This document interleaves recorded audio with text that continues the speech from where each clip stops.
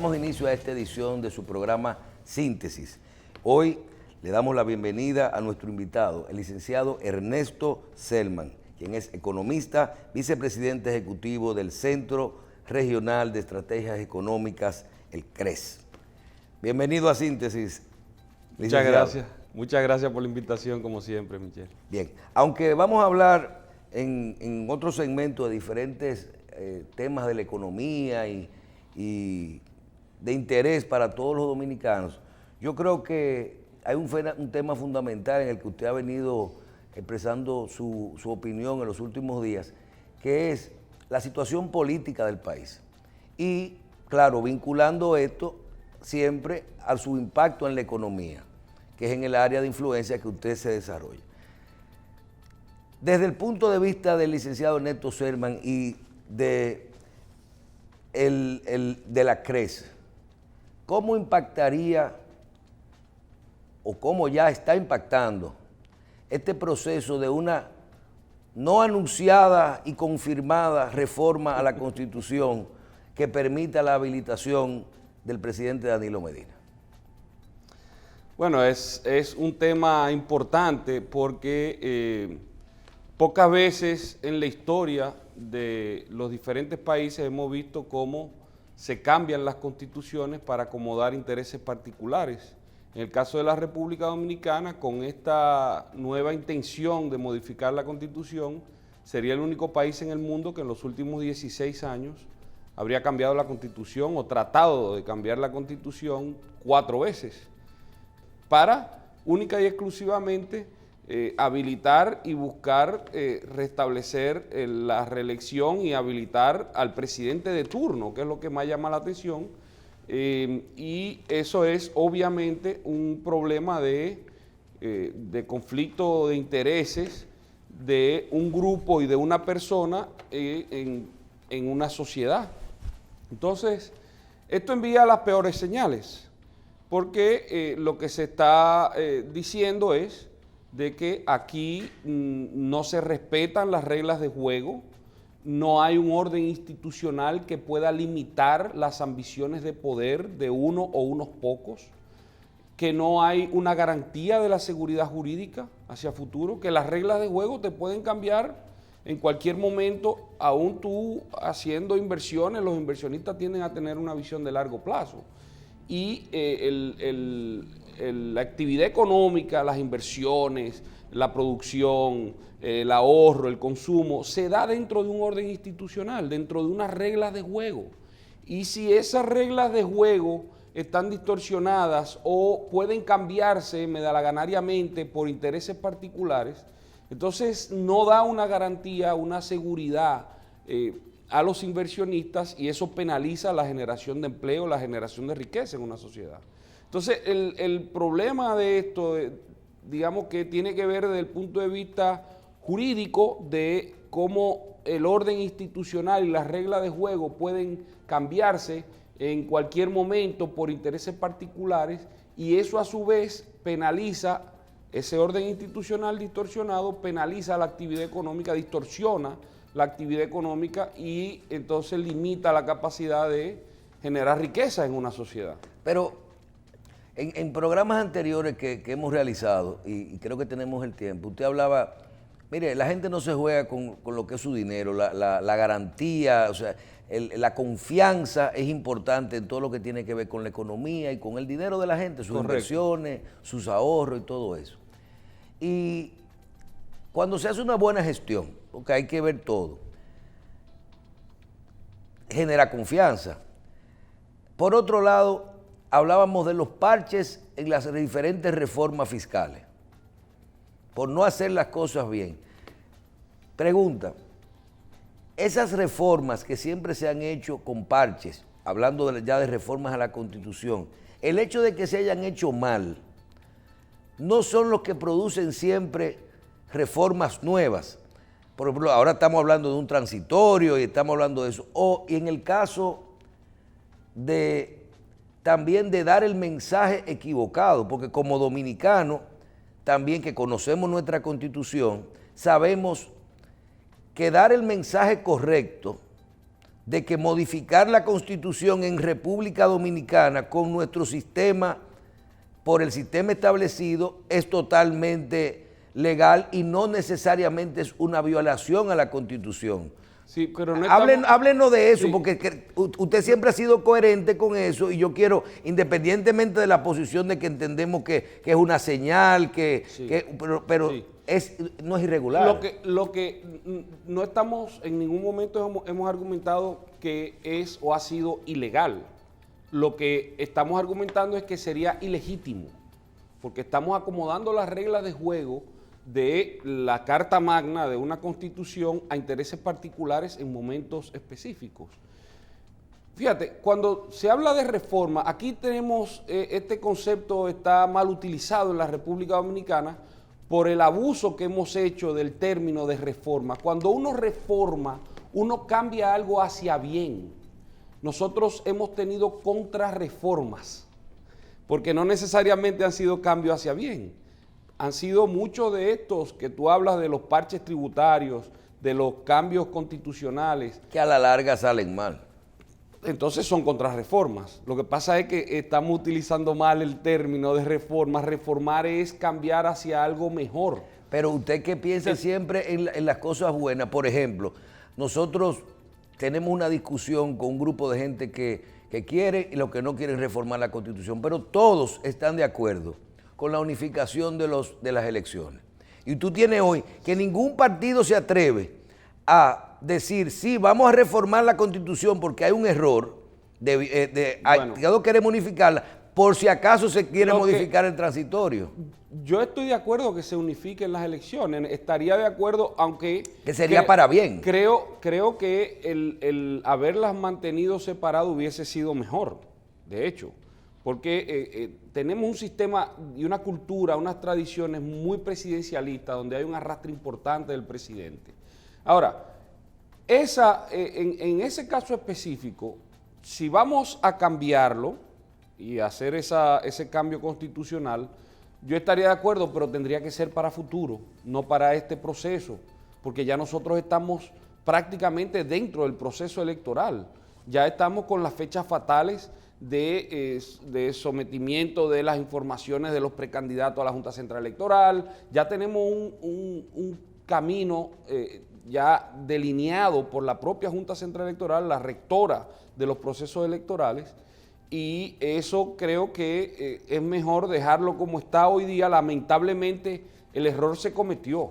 Usted no puede tratar de corregir un error del pasado en medio de un proceso. Pero se puede, la Junta Central ha dicho que si se hace ahora, antes de los próximos 3 meses, se podrían unificar, pero para mayo. Se podrían unificar. Lo que los partidos quieren hacerlo es después de que no haya plazo para poderse inscribir, cambiar el tema presidencial, pero sí quieren unificar Bueno, creo que sería mejor que tenerlas separadas por 2 meses, 3 meses, perdón. Bueno, unos cuantos meses, de febrero a mayo. Porque a usted le gusta el panorama de 2 años y 2 años. Yo preferiría que fuesen separadas las elecciones, porque, de nuevo, tenemos una cultura de un arrastre del presidente muy importante, porque tú sabes que nosotros nos llamamos república, pero nosotros tenemos presidencias imperiales prácticamente. Y eso entonces implica que en esta cultura, en nuestras costumbres y tradiciones, haya un arrastre muy importante. Ahora bien, si la sociedad en su conjunto cree que es lo más conveniente tenerlas todas juntas, pues parecería que sería lo más conveniente en este momento. Pero el tema sigue siendo de cómo seguimos cambiando el orden institucional para momentos específicos que te puedan estar dando la señal equivocada también. Que fue el mismo caso del presidente Fernández, aunque no lo discutió esta misma semana. Dice, no, eso lo puso Miguelito ahí, pero él se benefició. Sí, bueno, él puede ahora ir por un cuarto y quinto periodo. Porque lo habilitó. Claro. Fue muy sabio el decir, no, fue porque el otro no quería, yo me acomodé a lo que el otro quiso. No, fue un acuerdo, el llamado acuerdo de las corbatas azules. Fue muy conveniente para él, fue conveniente para Leonel Fernández, y de nuevo vimos cómo se cambió la Carta Magna para acomodar intereses particulares. De hecho, no solamente habilitó a Leonel Fernández, habilitó a Hipólito Mejía. Y lo que deberíamos ver en la República Dominicana es que Hipólito Mejía, Leonel Fernández y Danilo Medina debieran estar retirándose ya. Porque debemos ver cuál es la sociedad que tenemos. Nosotros tenemos que un poco más de 50% representan los electores entre 18 y 40 años. ¿Dónde están representados? No representan los partidos políticos tradicionales, la vieja política, no está representando a más de la mitad de la población. No se sienten representados, no se sienten integrados. De hecho, hay un rechazo de la política de los jóvenes entre 18 y 40 años. Entonces, por la historia, por su récord y lo que han hecho en el país, yo creo que estas tres figuras deben estar retirándose y no seguir inmiscuyéndose en lo que hay. Usted habla Debemos dar un paso hacia adelante. Usted habla de Danilo Medina, Leonel Fernández e Hipólito Mejía.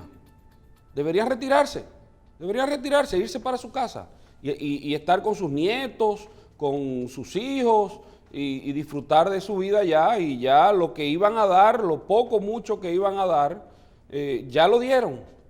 Ya Leonel Fernández tuvo 3 periodos, a Hipólito Mejía se le dio la oportunidad de la reelección y la sociedad no lo aceptó. Ya Danilo Medina tiene 2 periodos según las propias reglas de juego que él mismo pidió que se pusieran. Y ahora nos está diciendo de nuevo que hay que cambiarla para habilitar. ¿Realmente usted cree que el presidente busca reformar la Constitución con esto de que todavía él no ha hablado, que usted ve por sus hechos los conoceréis? Usted no tiene que hablar para decir cuáles son sus líneas, y usted no tiene que hablar para saber por dónde van sus tiros. Es muy obvio lo que está sucediendo, y creo que es una falta de respeto a la sociedad dominicana. De él, por sus acciones y por no decir nada, y de su camarilla que está alrededor empujando esto, porque esto le va a hacer más daño que bien a la República Dominicana. Se va a llevar el país, se va a llevar las próximas generaciones de por medio, entre las patas de los caballos. Esto es una falta de respeto a la sociedad dominicana. Esto creo que me parece a mí como una novela de García Márquez, un realismo mágico lo que estamos viviendo. La experiencia de cuando Danilo Medina llega, vinculémoslo un poquito a lo económico, a las implicaciones económicas que tienen estos procesos, que no solo son de reelección, sino de un partido que se reelige, aunque sea con otro candidato. Cuando hablábamos del maletín lleno de facturas que recibí, o del déficit de un que se genera en un proceso, que lo vimos en cada proceso del Hipólito, el de Danilo. O sea, ese otro riesgo, un déficit. Ese otro riesgo que tenemos ahora, porque es que tenemos 4 procesos electorales que vamos a ver en los próximos meses. ¿Por qué 4? Bueno, están las primarias de los 2 partidos mayoritarios, que es un proceso electoral como cualquier otro. Tendremos las elecciones municipales en febrero, tendremos las elecciones congresionales y municipales en mayo. Y casi seguro doble vuelta. Y seguro, porque aquí nadie va a sacar el 50%, vamos a estar claros. Y seguro que viene una segunda ronda electoral para la presidencia y vicepresidencia de la República. Entonces nosotros estamos tomando el riesgo. Fíjate que eso, cuando tú hablas del aumento del gasto público, del déficit, la deuda que se generó en esos procesos electorales, solamente era por el presidente de la República. Aquí estamos hablando de que en pocos meses tendremos las elecciones congresionales municipales. Sistema nuevo totalmente. Totalmente. Entonces, fíjate la cantidad de precandidatos que ya hay inscritos en los partidos. Se habla de unos 40,000 personas. La gran mayoría son del partido oficialista. ¿De dónde saldrá el dinero de muchas de esas campañas? De los bolsillos nuestros. Cuando se habla de déficit, se habla del dinero del Estado, no el dinero del Estado. El Estado es un concepto. El dinero es de los contribuyentes. Es del dinero suyo y mío y de todo lo que pagan impuestos. Cuando se habla de déficit fiscal que se genera, tiene que ver con que se gaste y se crea un endeudamiento que no esté Sí. contemplado en el presupuesto, o tiene que ver con que se caigan los ingresos estimados por cierto, se habla de un decrecimiento de la economía cuando hay este tipo de procesos de que no hay inversión, que la gente se aguanta un poquito hasta ver lo que va a pasar por temas de seguridad, o es las dos cosas? No, lo importante tiene que ver con el aumento del gasto público, porque los ingresos, se reduce el crecimiento de los ingresos, es decir, tal vez no se recauda lo que se esperaba recaudar porque la economía se enfría, por decirlo de alguna forma, pero lo que hemos visto es que los ingresos no se caen, no hay una disminución de los ingresos, lo que sí hay un incremento importante del gasto público que te genera esa diferencia, ese faltante que le llamamos déficit fiscal, y eso entonces requiere que se busque deuda para financiar esa diferencia entre el gasto público mayor y los ingresos que generalmente no alcanzan los niveles que se esperan. Estamos hablando de política vinculada con los temas económicos, pero es importante también separar un poco y ver desde su punto de vista qué es lo que le conviene al país. ¿Qué conviene al país? No sé si hablemos de candidatos o no, sino en este momento. Usted mencionó que salgan esos tres líderes. Usted lo que habla es de una renovación del sistema político dominicano, sí, caras nuevas. Por supuesto, pero es importante en los fundamentos de las organizaciones políticas, porque los partidos políticos deberían representar a la sociedad y deberían tener la capacidad de renovación interna. El problema que tenemos en nuestro país es que en los partidos políticos no existe la democracia. No existe esa capacidad de renovación porque hemos visto cómo se mantienen los mismos liderazgos, las mismas figuras y no hay esos procesos internos de real democracia. En el Partido de la Liberación Dominicana, que bueno, todavía sigo siendo miembro del Comité Central, ahí lo que se ha hecho es aumentar, y en todos los partidos tradicionalmente lo que se ha hecho es aumentar la cantidad de personas de los organismos para integrar gente nueva, pero se quedan todos los mismos anteriores. O sea, usted no ha renunciado a su posición de miembro del Comité Central. No, todavía no. Aunque ahora mismo no tiene posición con ninguno de los que, no, ninguna de las prácticas de su partido. No, ni con ninguno de los candidatos. No, ni de ese ni de ningún otro partido tradicional de la vieja política. Creo que lo que estoy abogando es una renovación y ocupar espacios nuevos que está exigiendo la sociedad. Entonces, esta falta de democracia interna de los partidos, donde se quedan congelados los liderazgos, donde es el mismo presidente, es el mismo comité político, es el mismo... Tenemos personas ahí que no han cambiado y es lo mismo que hemos visto. Y la sociedad está cansada de eso, está cansada de la falta de democracia. Entonces eso impide que haya una integración de la sociedad en los partidos políticos. Se quedan congelados, se han quedado congelados. Entonces esa falta de integración de los partidos políticos, falta de representatividad de los partidos políticos, lo que ha sucedido es que se han secuestrado estas organizaciones políticas y a través de ellos han secuestrado las instituciones gubernamentales. Entonces, yo creo que eso debe cambiar en nuestro país. Nosotros estaremos en retroceso mientras esto se mantenga así. Por más que se quiera decir que avanzamos y que se ha hecho bien y que hay estabilidad, es muy fácil usted irse de vacaciones, comprar un carro nuevo, comprar una casa nueva, comprar cuando usted está tomando deuda. Todo el mundo ve que usted está prosperando, pero usted lo que está endeudándose. Esto es ficticio. Una gran parte de lo que estamos viendo en este país es ficticio. Déjeme decirle algo. Nosotros acabamos hace un mes, emitimos unos bonos soberanos, ¿verdad? Unos miles de millones de dólares. Usted sabe que en el último mes y medio se han inyectado 900 millones de dólares de las reservas internacionales que entraron de esos bonos soberanos para mantener el tipo de cambio. Y el tipo de cambio está muy por encima. Ya tenemos un mercado negro paralelo de las cifras que hemos visto oficiales.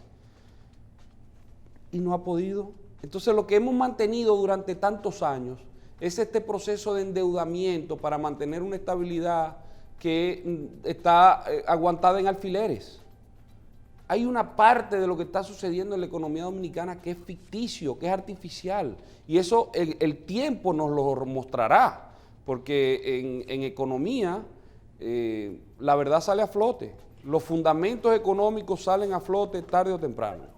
Licenciado, cuando uno ve un sistema de partido, una constitución, un congreso, quien designa que el Consejo de la Magistratura es político, pero el Congreso es político, el Senado es político, las mayorías son políticas, que quienes legislan y quienes tienen el control son los que pueden hacer las leyes o los reglamentos o modificar las cosas para poder sustituir. Entonces, el que se mete, que quiere participar de los procesos, dice, espérate, sin la estructura partidaria no se gana, sin el dinero no se gana, sin el mecanismo del arrastre de todo eso, de las presidencias a la posición. Entonces es como si fuera el huevo o la gallina. ¿Cómo nosotros podemos forzar esos cambios? Porque quienes pueden tomar la política, cambiar la política pública para lograr esos cambios, nadie se va a cambiar su propia regla. Llega un momento en la historia de los pueblos que hacen este tipo de cambios y generalmente salen de sorpresa. Nunca una sociedad se prepara para esas cosas. Esos cambios que generalmente se presentan y que son inesperados en momentos determinados en la historia de los pueblos, creo que se dan cuando la sociedad misma termina cansándose. Tenemos sociedades cansadas, esta es una sociedad cansada de ver lo mismo, de tratar de cambiar las cosas. El pueblo dominicano depositó la confianza en Danilo Medina porque nos brindó y nos pintó algo diferente. Danilo Medina habló de que iba a cancelar funcionarios cuando el rumor público le indicaban que había un acto doloso de corrupción o cualquier acto doloso, que primero lo iba a confrontar frente a sus colegas en una mesa en las reuniones de gobierno, y que si no le satisfacía le iba a cancelar esos funcionarios por el rumor público. Aquí han habido cantidades de expedientes bien fundamentados de corrupción y aquí no pasa nada. Aquí el tema de la lucha de la corrupción es un juego político.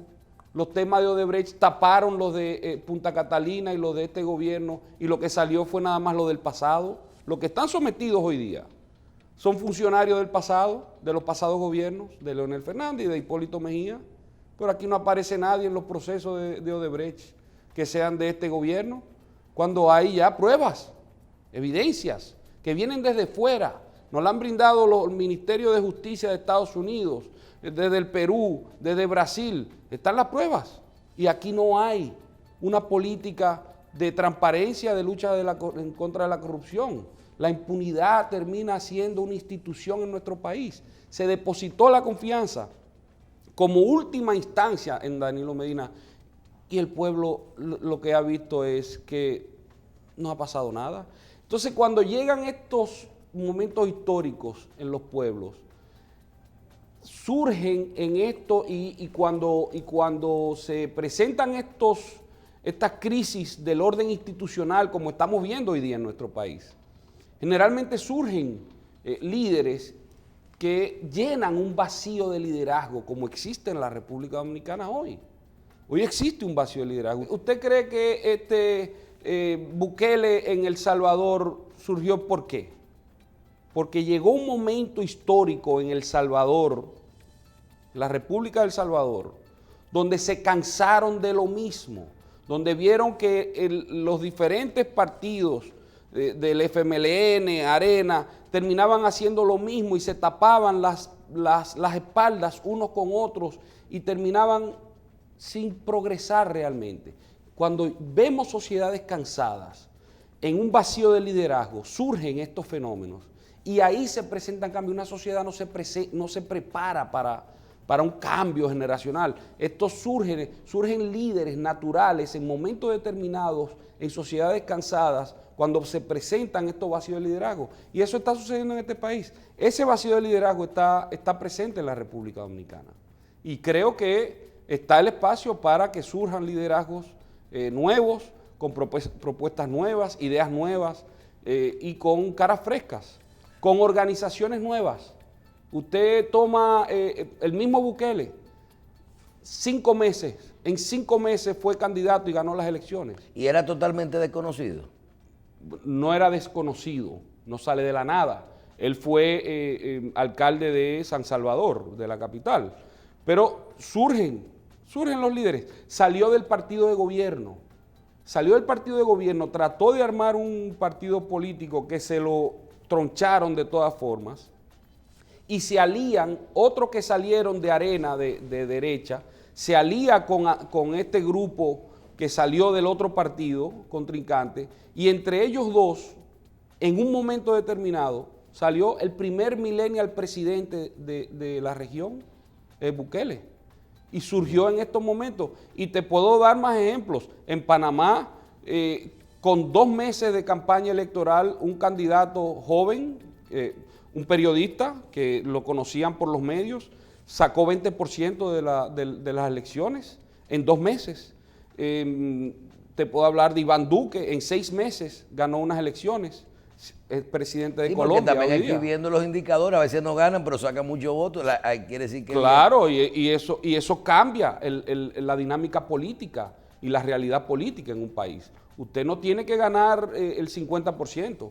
Usted con 20%, usted cambia la dinámica política en una nación. Y eso creo que se está dando el ambiente en la República Dominicana para que surjan este tipo de liderazgos. Yo creo que es muy positivo. Yo creo que dentro de este torbellino y esta falta de liderazgo y este vacío de liderazgo, en una sociedad cansada, creo que van a surgir líderes y creo que es positivo.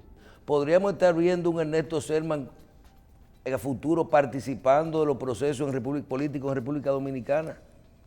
Mire, yo soy político desde niño. Yo me crié viendo al profesor Juan Bosch en mi casa. Todo el mundo aquí conoce la relación de Juan Bosch con mi padre. Era una relación padre-hijo prácticamente. Y yo me crié siendo político desde niño. Yo estoy participando en las actividades del PLD desde muy niño, desde los 12 años. Yo estoy participando en las actividades y ya luego formamos un grupo de jóvenes, la juventud del PLD. Recuerdo que estaba Domingo Contreras, que hoy día está candidato en el alcalde. Medio. Está candidato a alcalde, René Polanco, que es alcalde del otro lado de la provincia de Santo Domingo Norte. Fui primer vicepresidente de la juventud del PLD.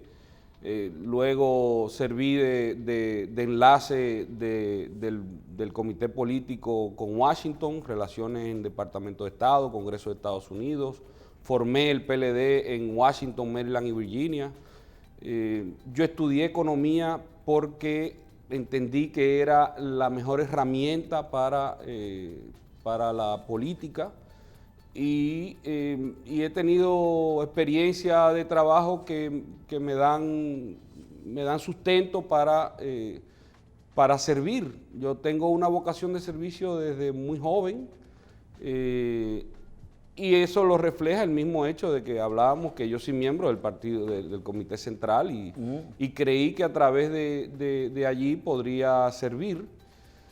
Serví a través de posiciones importantes como representante dominicano ante el Banco Interamericano de Desarrollo, cuando los procesos de reforma el mejor gobierno en la historia de este país se hizo entre los años 1996 y el año 2000, el primer gobierno de Leonel Fernández, y participamos como representante ante el Banco Interamericano de Desarrollo y a través de esa posición pudimos impulsar reformas importantes en diferentes ámbitos por ejemplo, el sistema de gestión financiera integrada del Estado Dominicano, lo impulsamos de ahí. La reforma en la jurisdicción de inmuebles, de la jurisdicción de tierras. La historia inmobiliaria. Sí. Impulsamos reformas importantes del sector salud, educación. Y siempre una de las cosas que yo decía y le decía al gobierno y al Banco Interamericano de Desarrollo, que todo proyecto de préstamos que saliera del BID tenía que tener reformas y cambios institucionales, que tenía que tener reformas importantes de la manera como se hacían las cosas. Luego serví como asesor económico del gobernador del Banco Central, es decir, que hemos podido servir en la administración pública en diferentes momentos. Y sí, yo soy político de niño, yo tengo esa vena y no voy a claudicar. Bien, usted como parte de esa juventud que conoce como nadie la estructura interna del Partido de la Liberación Dominicana, sí, y vemos hoy dos de sus principales líderes con una discusión tremenda, a ver cómo Leonel Fernández va al Congreso en medio de un gobierno a protestar contra una reforma a la Constitución y dice el país está conmigo, no la mayoría del PLD, o temas así. ¿Qué pasa en el PLD? Mire, yo no voy a hablar solo del PLD, yo le voy a hablar de los partidos políticos tradicionales en nuestro país. Y los partidos políticos tradicionales en nuestro país han sido secuestrados y han utilizado el clientelismo para acceder al poder. Son maquinarias para acceder al poder.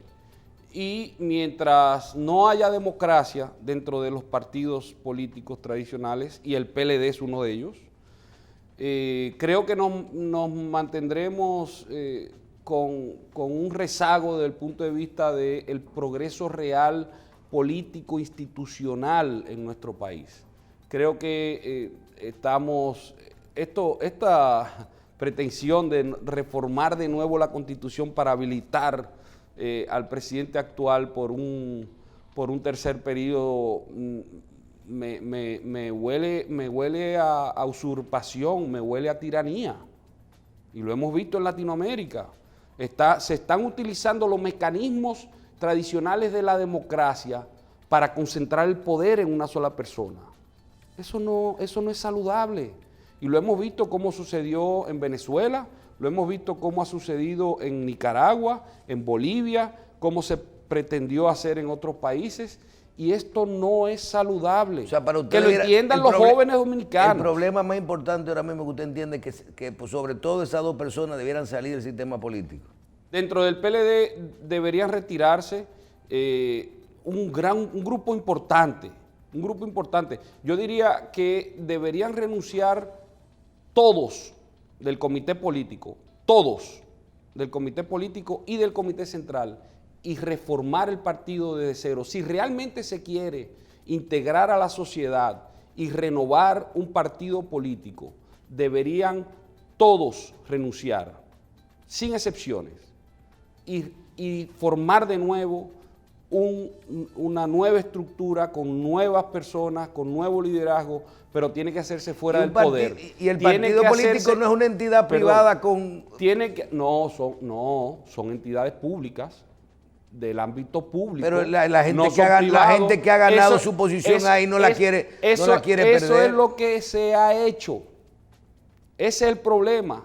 Y cuando uno habla de secuestro, quiere decir que lo han pasado del ámbito público que corresponde a un partido político al ámbito privado de unas pocas manos. Ese es el problema que tenemos. Se confunde lo que es un líder de un partido con un funcionario, con una posición del Estado, y ya es una simbiosis prácticamente entre una organización política, hoy día en nuestro país, con lo que es el Estado Dominicano. Eso no es saludable. Los políticos deben ser representantes de la sociedad. No deben utilizar y secuestrar las organizaciones de orden público para beneficios particulares.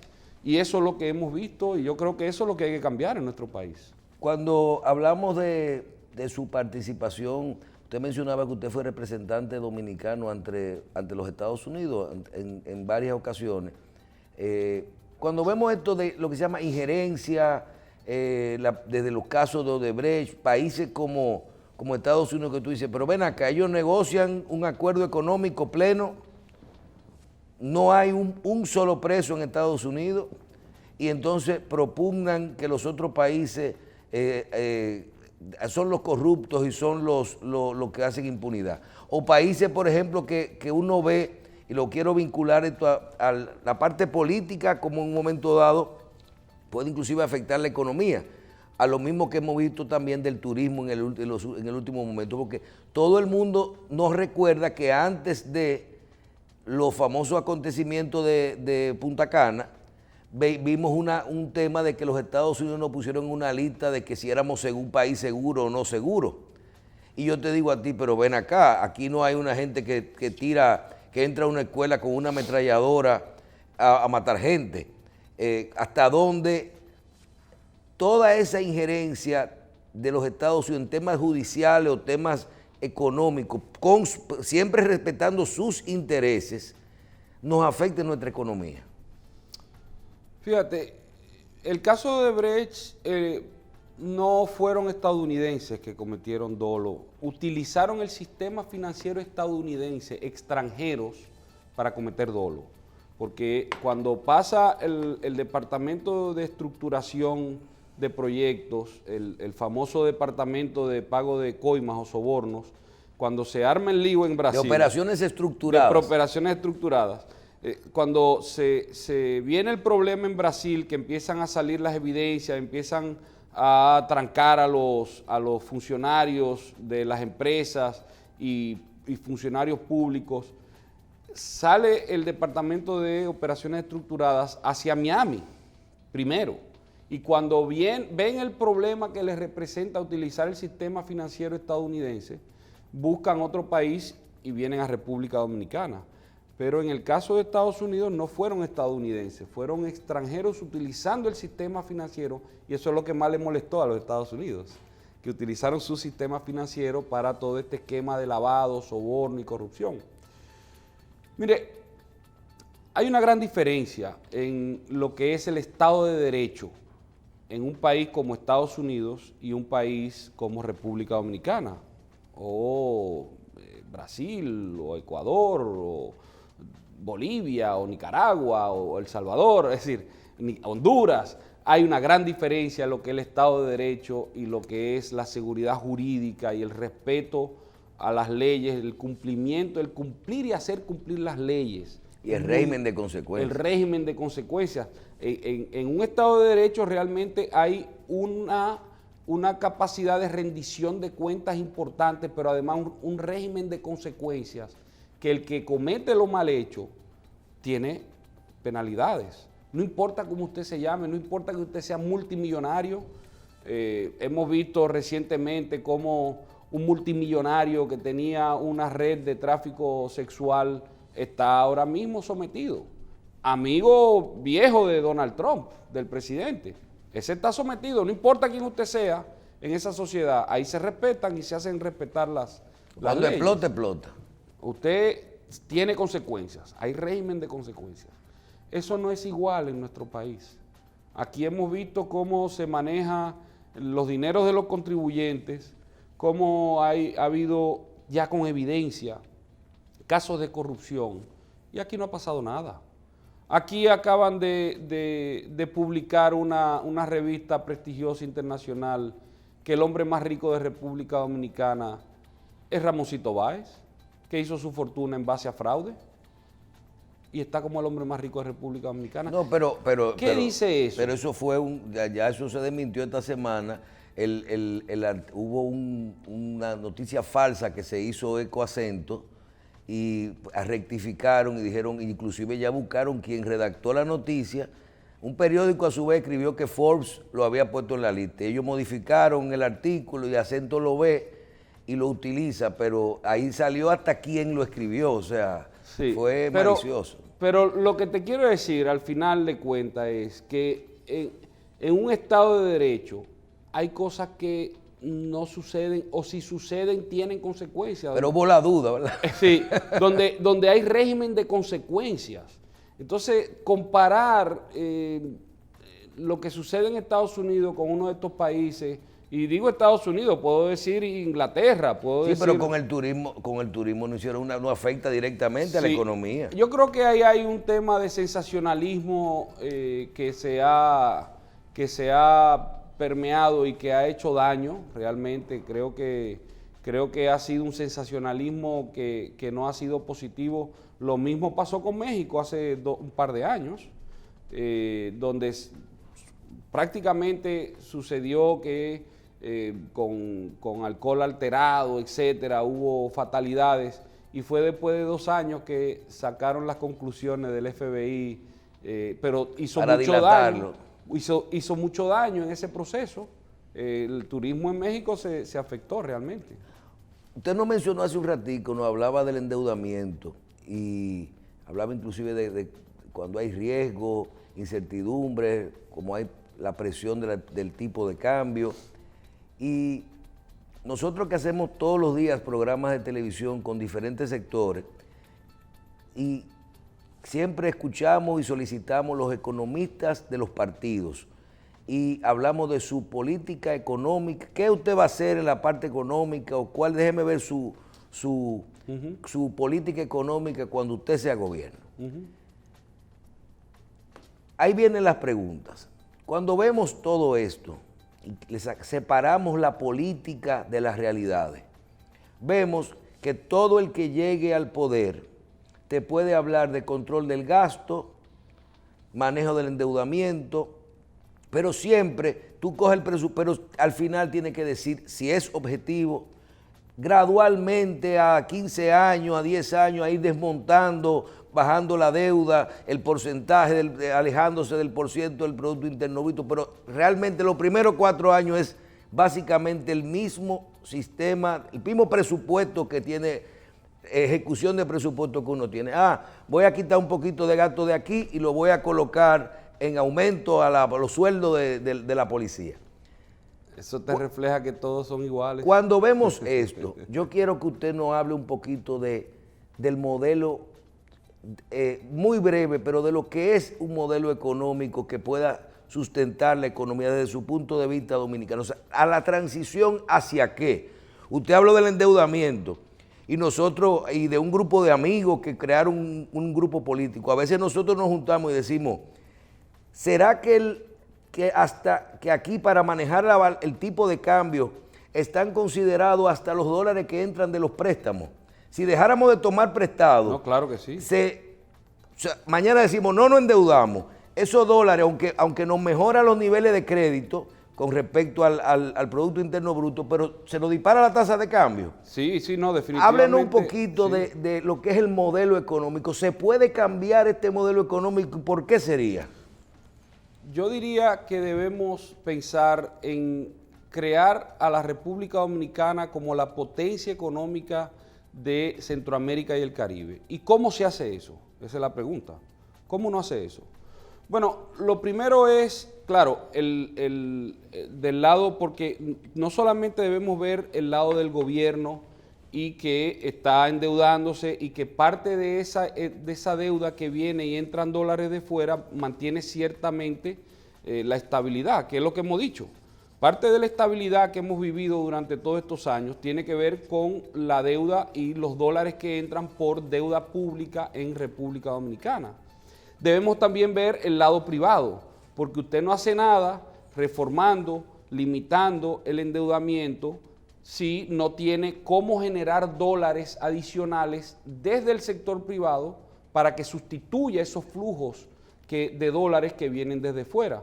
Entonces, lo primero es, sí, crear un ambiente donde se controle el gasto público, se limite el endeudamiento, dejarán de fluir dólares por deuda, pero del otro lado de la moneda usted tiene que crear las reformas. Nosotros tenemos desde los 90 que no hemos hecho reformas estructurales en nuestra economía. Usted está hablando de reforma fiscal, de fomentar la inversión extranjera y la exportación. Reforma fiscal en conjunto con reformas estructurales para reducir la barrera a la inversión y reducir los costos internos de vivir y hacer negocio en República Porque nosotros no somos Dominicana. competitivos.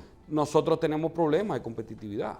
Si usted ve el crecimiento de las exportaciones se han caído, las importaciones se incrementan, porque cuando se habla de competitividad, que es casi un cliché, vamos a hablar de capacidad de competir de las empresas radicadas en nuestro país. Tú metes tu dinero donde te deja más y tiene menos riesgo. Entonces, usted tiene que crear las condiciones desde las políticas públicas, reducir los costos internos, para que las empresas radicadas aquí tengan mayor capacidad de competir. ¿Competir dónde? Fuera, para exportar, pero competir adentro. Para traer la inversión. Con las importaciones, porque usted compite dentro con las importaciones. ¿Y es posible eso a mediano plazo? En el corto plazo es posible, por supuesto, y hemos visto experiencias en muchos países que han hecho cambios importantes y han dado resultados. Estamos a tiempo. Chile ahora mismo es un aportante del Fondo Monetario Internacional como un país desarrollado. Estamos a tiempo, todavía la vejiga resiste más aire, o hay que ya tratar de soltarle un poquito. No, yo creo, mire, yo soy escéptico a las devaluaciones, porque las devaluaciones generalmente a quienes penalizan a los trabajadores, porque los trabajadores y los que reciben una pensión y las personas mayores generalmente tienen un ingreso fijo en pesos, pero los capitalistas y los terratenientes generalmente se resguardan de las devaluaciones porque tienen activos fijos, tienen activos como resguardarse de una devaluación. Los trabajadores no. Entonces lo que yo digo es que hay que reducir los costos internos para que no se perjudiquen los trabajadores, porque mucha gente, y tú oyes economistas expertos hablando de que no, hay que dejar que se deslice la tasa de cambio para, bueno, ¿quiénes Usted habla de subir, dejarla que suba un poquito, pero bajar los costos internos. Yo digo que hay que bajar los costos internos, permitir que se ajuste al mercado, pero en conjunto con estas reformas estructurales, porque usted hace este conjunto de reformas estructurales para reducir la barrera a la inversión y reducir los costos internos, y usted va a vender la nueva República Dominicana al mundo para atraer las inversiones, porque si usted va a aguantar el flujo de dólares que está entrando por deuda, usted tiene que sustituirlo por otro. Entonces usted tiene que reducir ese flujo que viene por deuda pública y sustituirlo por inversiones que vienen del extranjero, pero usted tiene que hacer una serie de reformas importantes, como la hicimos en los 90, en el espíritu de la reforma, una nueva ola de reformas que sea capaz de brindar al mundo y vender al mundo la nueva República Dominicana. Y que vengan inversiones que puedan sustituir esos flujos que estamos teniendo de deuda hoy. Independientemente de las reformas y de una posible reforma fiscal, pacto fiscal, que están todos dentro de las políticas establecidas que nunca se acaban de terminar, está el tema de la ley de lavado de activos. Y primero, ¿cree usted que la ejecución, la forma de la ejecución de la aplicación de esta ley con todos los parámetros que tiene, puede provocar también que se detenga el crecimiento? Yo veo que los Estados Unidos flojan y aprietan, pero la droga se sigue vendiendo en Estados Unidos y el dinero se sigue trayendo y te aprueban la marihuana y todo eso tiene... Ellos saben muy bien cómo jugar entre el lavado y la parte de la economía. La aplicación de esta ley, si puede traernos que se frenen algunos sectores importantes de la economía dominicana, y si usted ve necesaria llevar al Congreso y aprobar de forma paralela una ley de sincerización de patrimonio o una posible amnistía fiscal para comenzar de cero con todo esto. Sí, fíjate, definitivamente la República Dominicana debemos reconocer que tiene flujos de divisas que vienen por el tema del lavado de dinero. El lavado de dinero no solo por drogas, impuestos, se hace lavado de dinero, de corrupción, de evasión de impuestos. Hay diferentes tipos de, diferentes elementos que terminan personas buscando lavar dinero, por la razón que fuera. Hay parte de ese dinero que está llegando a República Dominicana. Estas regulaciones de lavado de dinero implican un mayor costo de hacer negocio en República Dominicana, porque hay requerimientos, hay due diligence que tienen que hacer, sí, oficiales de cumplimiento, hasta joyeros tienen que tener formularios para venta de sus productos. Yo creo que aquí hay un tema importante y, de nuevo, usted lo que tiene que sustituir esos flujos de deuda, de lavado, por flujos de inversiones sanas, nuevas, pero usted tiene que crear las condiciones de la política pública para vender una nueva República Dominicana en el extranjero y atraer inversiones nuevas, sanas, y eso crearía otro ambiente económico, y la idea de nuevo sería crear a la República Dominicana como la potencia económica de América Central y del Caribe. Deben de hacer una amnistía fiscal o una ley de sincerización de patrimonio Por supuesto, para buscar dinero quien venga y para poder ejecutar esta En nuestra política. propuesta de reforma integral al Código Tributario estamos hablando de una amnistía fiscal general y empezar todo el mundo de cero. Vamos a arrancar la nueva República Dominicana, arrancar de cero incluso los contribuyentes. Vamos todos a arrancar de cero. Vamos a sincerizarnos todos.